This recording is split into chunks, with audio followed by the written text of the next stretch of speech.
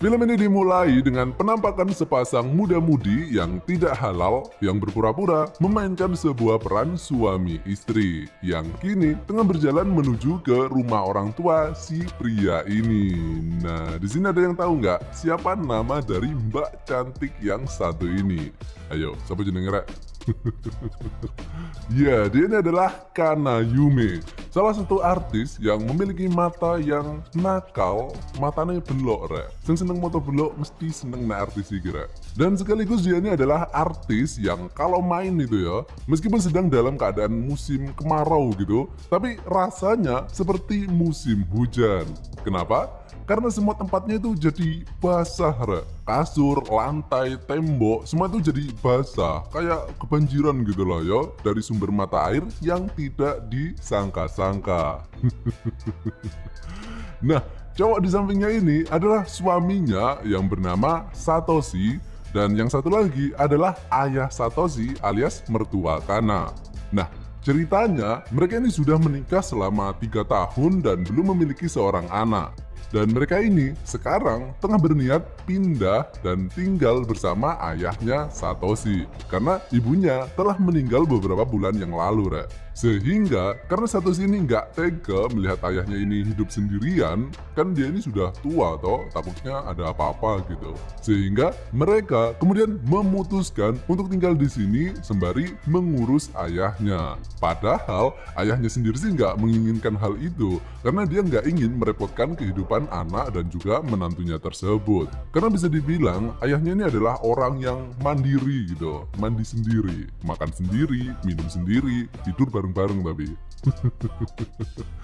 Dan dia ini pinter masak ya, jadi bisa dibilang dia ini sebenarnya nggak masalah gitu meskipun dia ini hidup sendirian.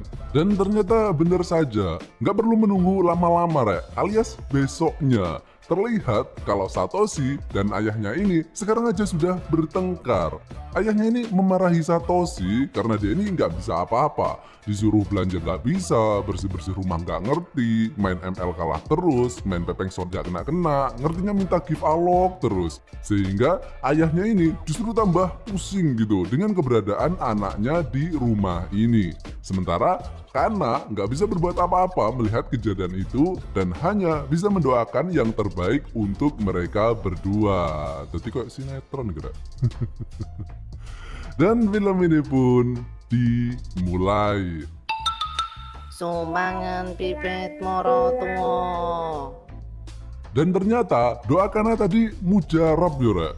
Keesokan harinya, pas mereka tengah sarapan, ayahnya tadi meminta maaf karena telah memarahi anaknya. Karena dia sadar yo, mungkin anaknya itu kalah main ML dan pepeng shot karena sudah turun-temurun yo dari keluarga. Sehingga ayahnya pun kemudian memakluminya dan dia kemudian memberitahu tempat untuk membeli cheat map hack terbaru. Sehingga kini kehidupan mereka pun kembali damai. Dan Kana juga bahagia melihat suami dan ayah mertuanya tersebut rukun kembali. Ayahnya kemudian pamit untuk berangkat kerja karena dia ini harus kejar setoran yore, yaitu ngamen di terminal Sarkem. Dan ketika ayahnya sudah berangkat, Satoshi kemudian ingin merasakan sensasi baru, yaitu mengajak Kana untuk bercocok tanam di ruang tamu. Jadi sekarang bercocok tanam sudah nggak di sawah lagi ya, Rek. Dikira wakmu, nek sawah, gak bondo. Namun, ayahnya tadi yang dikira sudah berangkat, tiba-tiba dia ditelepon oleh temennya dan temennya tersebut mengatakan untuk menyuruhnya membawa modem IndiHome sekalian towernya biar nantinya pas mereka ngamen biar bisa tiktokan sekalian gitu. Sehingga ayahnya ini kemudian kembali lagi masuk ke dalam rumah tersebut.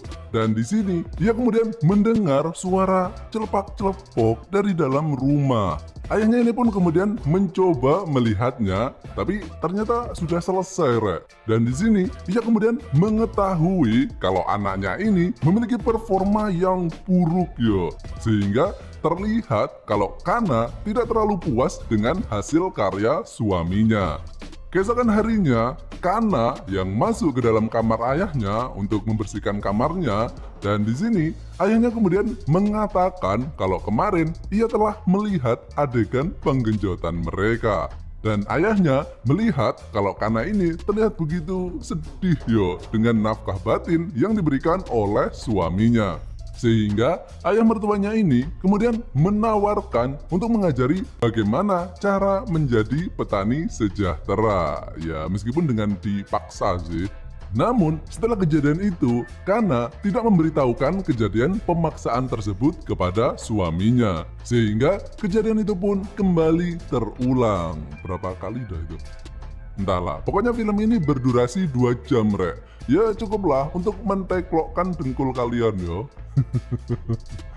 Sehingga meskipun awalnya itu terpaksa yo, sekarang Kana ini justru ketagihan yo dengan performa gerakan piston milik mertuanya. Dan Satoshi merasa bahagia yo karena melihat ayahnya ini sekarang terlihat lebih akrab gitu dengan istrinya. Sehingga mereka bisa hidup bersama tanpa merasa canggung lagi gitu, pikirnya. Namun, tanpa sepengetahuan Satoshi, setiap kali ia berangkat kerja, istrinya di rumah justru bermain masak-masakan dengan ayah mertuanya.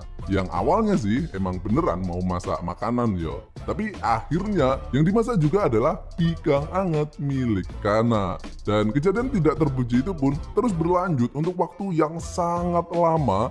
Sampai suatu ketika Kana kemudian memberikan sebuah surat kepada Satoshi dan itu tadi adalah hasil tes dari rumah sakit. Yang ternyata Kana ini sekarang telah mengandung bibit calon sarjana pepengset generasi terbaru.